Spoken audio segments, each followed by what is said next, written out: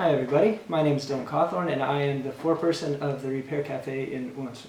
Repair Cafe is a nonprofit organization and we're run completely by volunteers. The whole point is that we want to help people learn how to repair stuff and help the environment at the same time. So Repair Cafe Odense is part of the Repair Cafe Denmark network, and we have 32 different repair cafes across the country now and growing.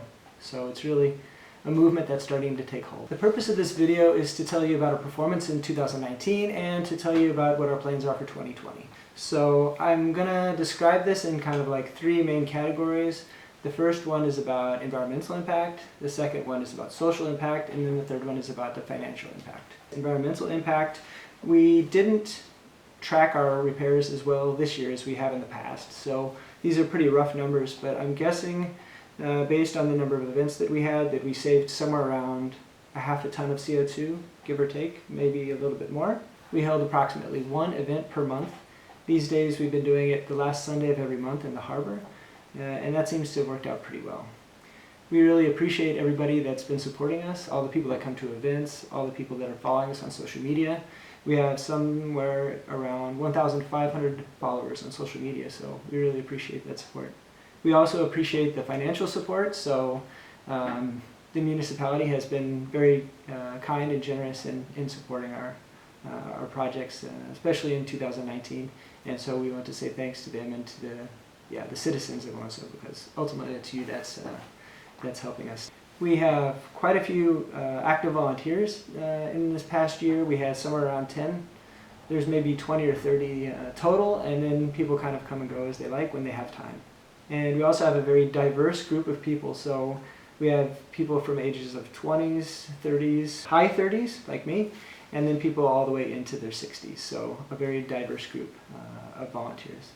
I'm looking at our repair numbers for this year. It looks like we have produced somewhere around 10 events this year. We averaged somewhere around 10 repairs per event this past year, so maybe we did around help people with around 100 repairs. 2019 was a pretty successful year when it comes to funding, so we applied for a few different grants and were approved for 2 of them. One is where we were funded in what's called an intergenerational project, and that's where we were given some money to promote the idea of people of different ages and generations working together.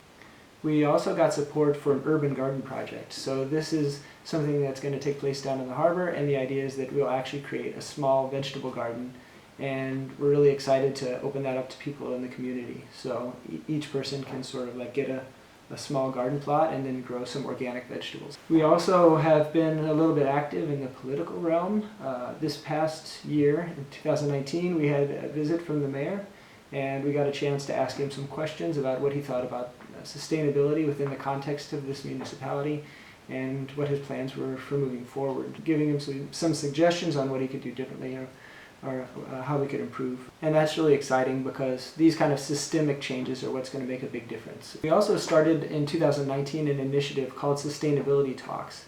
Now the idea with this was, instead of just doing repair, we wanted to give people a little bit more insight into sustainability. It hasn't been super successful, so attendance has been pretty low, and we're trying to figure out what we can do differently to make people more interested in these topics. So our plans for 2020. I would say the main thing that we're going to focus on is trying to engage more people in this concept of repair. We're also going to continue to talk with the municipality because we really would like to make some systemic changes to how things are done here in Odense. We're going to continue to tweak these sustainability talks, try to make them a little bit more accessible to people, and we're going to continue with our once-a-month events. Thanks for your support in 2019, and we look forward to seeing you in 2020.